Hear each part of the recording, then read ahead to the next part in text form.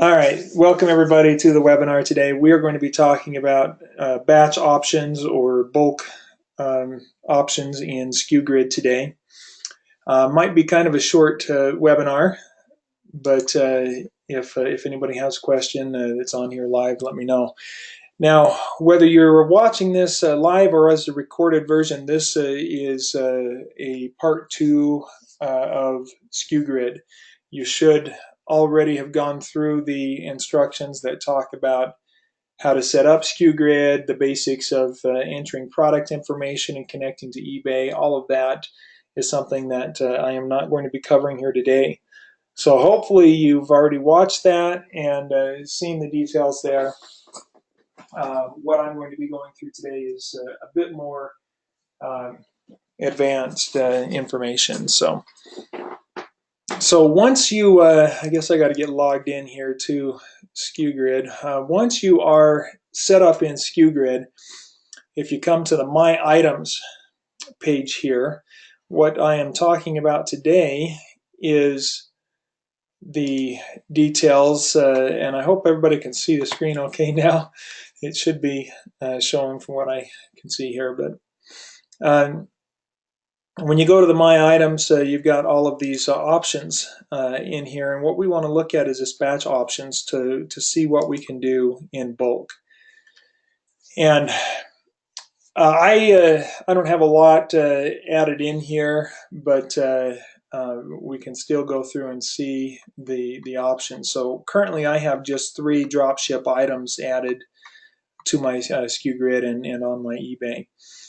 Simply because I don't do a lot of dropship myself. I don't mind handling the product, and that's how I generally work on things. But if we want to come in here and we want to make a change that is affected across the whole list of products, then we're going to come to this batch options. And one thing that we can do is we could come in and manually force all items to be repriced right away. So it would force a check and a repricing on all products immediately. And so we could click on that, and that will run that right now. If we have some of them paused, and this is one of the areas that is really helpful. If you come in and let me just show you this. When we come in, and either when you're adding a new item, or if we wanted to come in and edit the item. So we've got the top section with the item ID, the supplier's link that have to be there. And then we've got this middle section, which is our formulas, which should come over from our primary formula.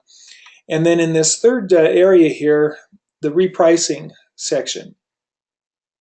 Choose item to reprice, change stock when supplier's item changes. Well, that's the main reason we want to use this tool, right? Well, we have this handy dandy little yes or no option here, whether or not we pause our repricing. If we pause it, if we have that set to yes, then basically we're telling Skugrid, don't do any work. Don't do anything for me. Don't reprice it. Well, that's why we're using it, right, is we want it to reprice. So we don't want that set to yes. We want that set to no. Okay? But if you have 100 or 200 items in here already, and you might have some of them set to yes, some of them set to no, well, that's kind of a pain to have to go in and check every one of them. So that's why we've got this under the batch options. We can come in here and say start repricing on all. And so that way, if there is anything that is paused, this will set it to start it right away. Stop repricing on all. If we have issues, for some reason we want to pause what it's doing for us, we want to come in and check things, then we could put it on pause by clicking that stop. Okay.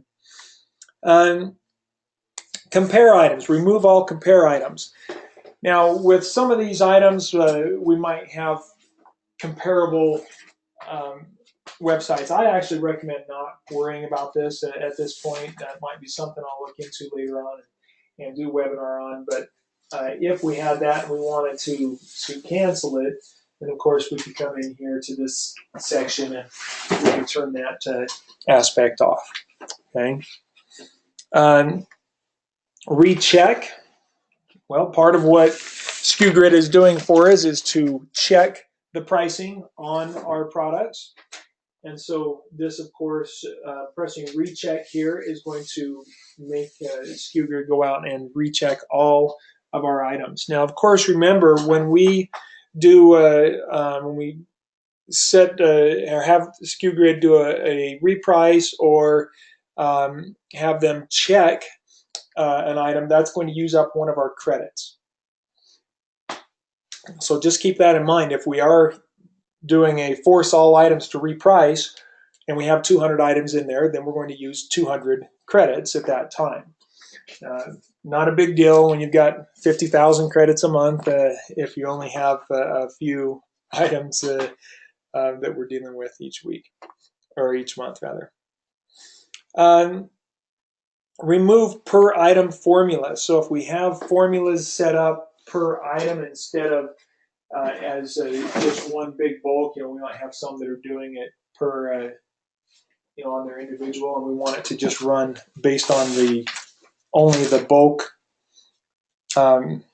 formula that we've set up, the primary formula. Then we could remove the per item formula so that it only runs off of our primary formula.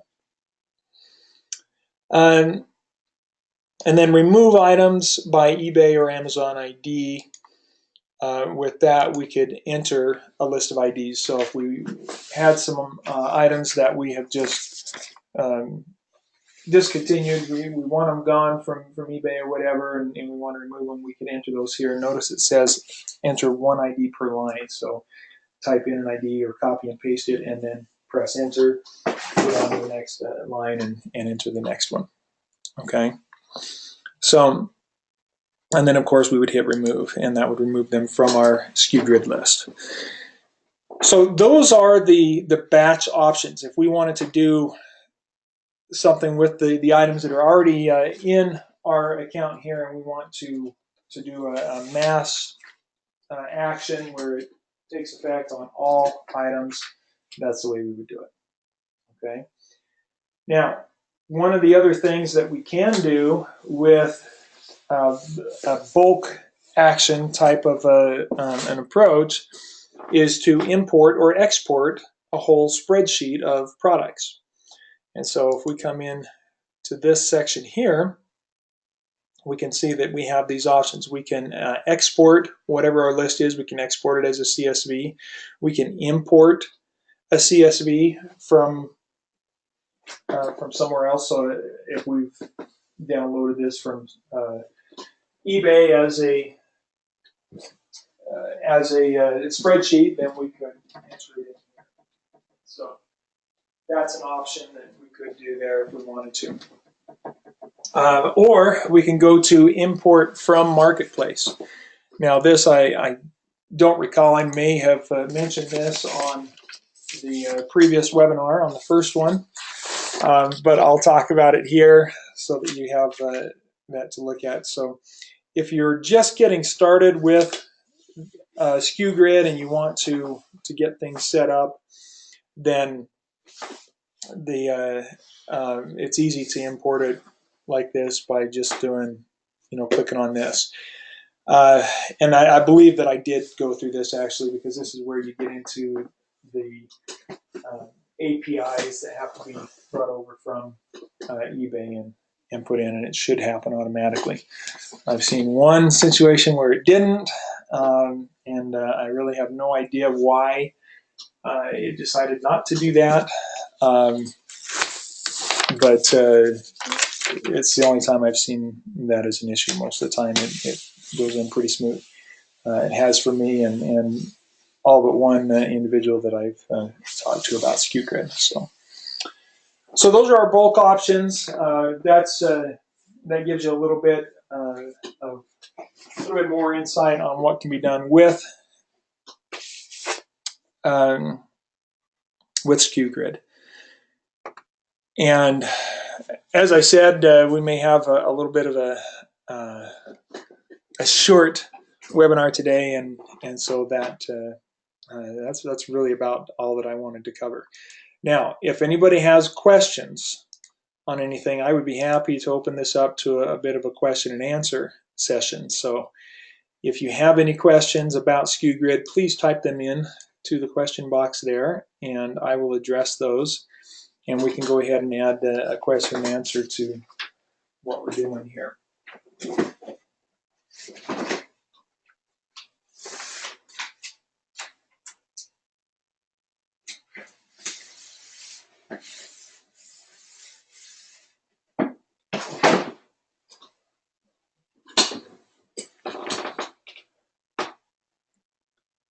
Okay, so I'm not seeing any questions coming in there. If you're typing them and it's a long one, then I'll wait for a minute and maybe see if that comes in. But otherwise, we'll go ahead and end this webinar short. I don't want to go into too much detail on each session here. I want to keep it fairly specific on every webinar dealing with Skugrid, because it is a little bit of a complicated item here. Oh, there we do have some questions. All right. So first, let's see here.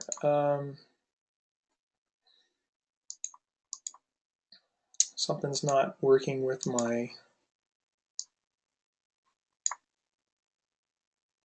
mouse to click on these and let me see them. That's interesting.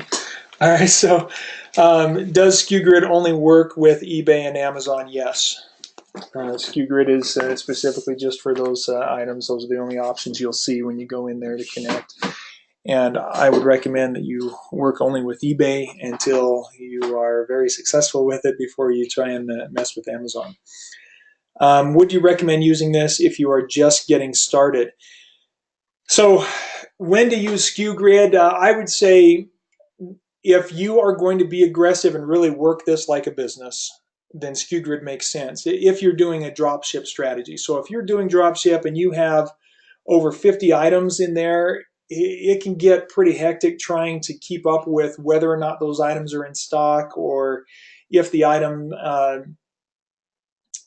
price has changed. And if you've got 200 or 300 items, well, even more of a headache to deal with. So that question is kind of a loaded question when you're just getting started.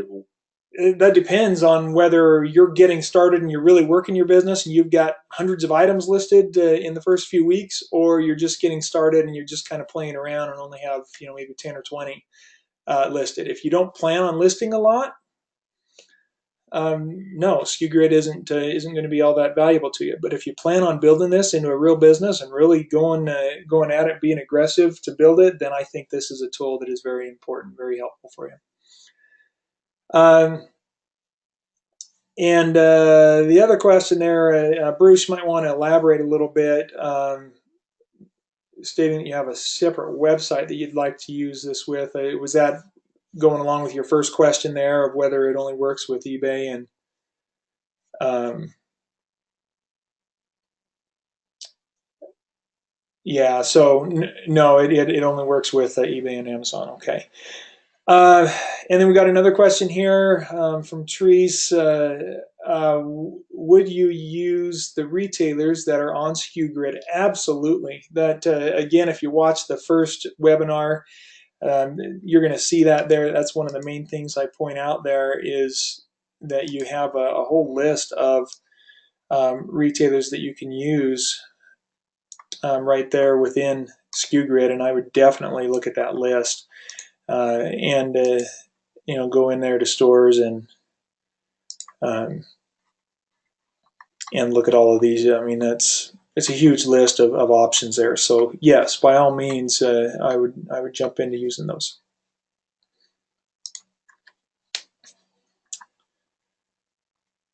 Okay.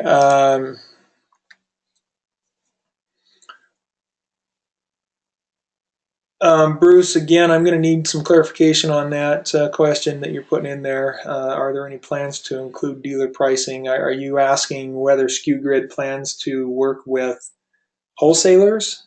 Is that your question? ultimately, I don't know. Yes, he says that is the question. I don't. Skugrid is not our tool. We don't control them, so I have no idea what their future plans are.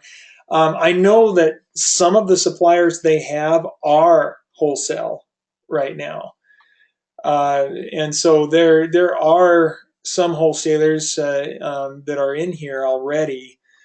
So I know that's a possibility. Now, one thing, if you guys want to have a new store put in, you can come in here to this button and request a new store. Once you click on that, it says $35 per store for a store to be added within 10 days. So if you want to make sure that that store gets added within 10 days, they ask that you pay them 35 bucks, so they can put the time into it.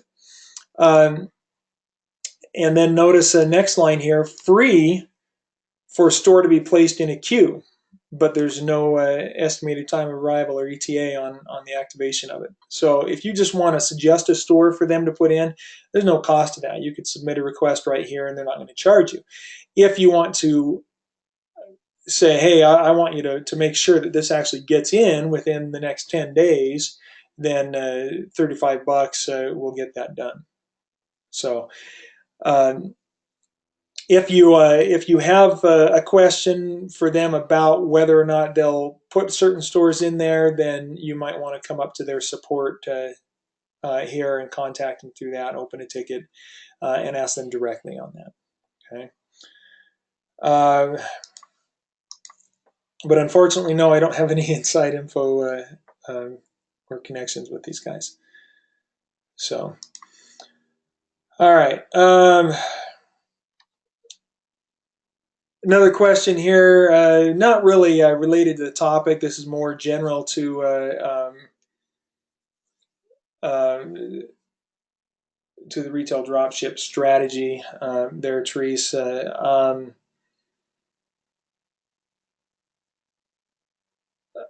And no, bottom line, so I'll go ahead and address this question, but I would prefer that any questions on a webinar are related to the topic at hand directly, like this one would be to Skugrid. But the question is, do you worry about negative feedback because a retailer doesn't do gift receipts and they see what you paid? If you spend your life focused on worries and concerns and fear, there's always something to worry about. So my answer, no, I don't worry about that. I wouldn't let it bother me to the point where it keeps me from action. That's the bottom line. Is don't let those concerns or worries keep you from building your business. If this is the path you've chosen to build your business, then go for it, work it hard, do all that you can to make it happen, and believe that that you're going to see success. If you have concerns like that come up, then address them at that time and do your best you can with customer service to work with them, and deal with it at that time. But don't focus on those worries or concerns. I find that the more I focus on worries and concerns, the more of them I have. So I choose not to focus on those things, and I don't think it's a good way to work a business. You've got to find a new way to think, a new way to process as you work your business, so that you are not worrying about anything. Do the work, focus. If a concern comes up, address it when it comes up, but don't worry about it ahead of time. Now, if it becomes a concern, if it's something that's such a concern for you, or it is a worry that you just can't let go of, then you need to find a different approach to selling on eBay. Maybe find products you can get in hand, work with dropship through wholesalers, or work with wholesale or liquidation or surplus where you're actually handling the product. There are a lot of options out there. So if it's something that is such a concern that you just can't let it go, then you just need to find an approach that will allow you to build your business that you're not worried about. That's what I would say on that. So,